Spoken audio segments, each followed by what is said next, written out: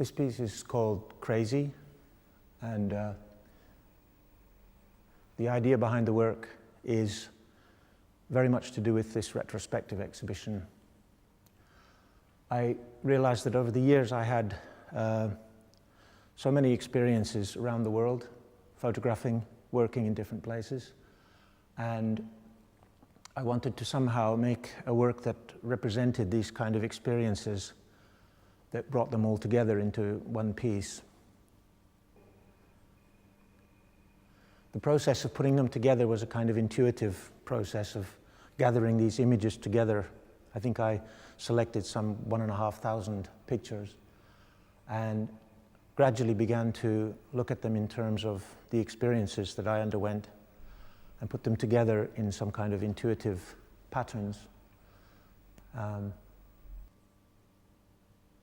Once I started working with the images, I made small elements which are squares, and I didn't assemble the whole thing in the computer. I assembled small pieces of it with the idea of creating a finished work on the floor of the museum.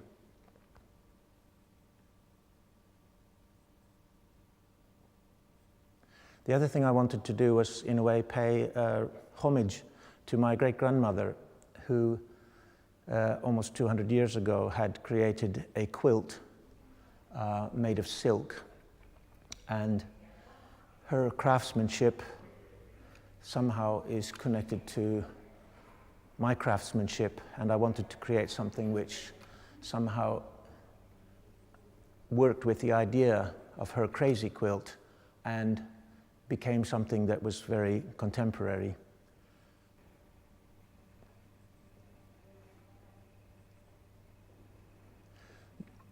The other thing I wanted to do was make something which involved materials like these eyelets.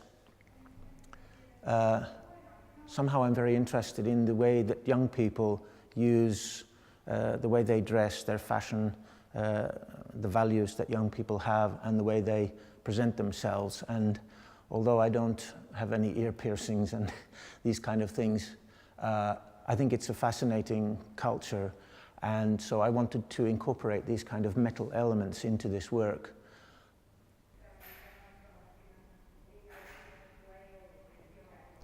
Once I had assembled the squares, I then created the circles, which in a way are the binding elements which put the whole thing together, creating this pattern.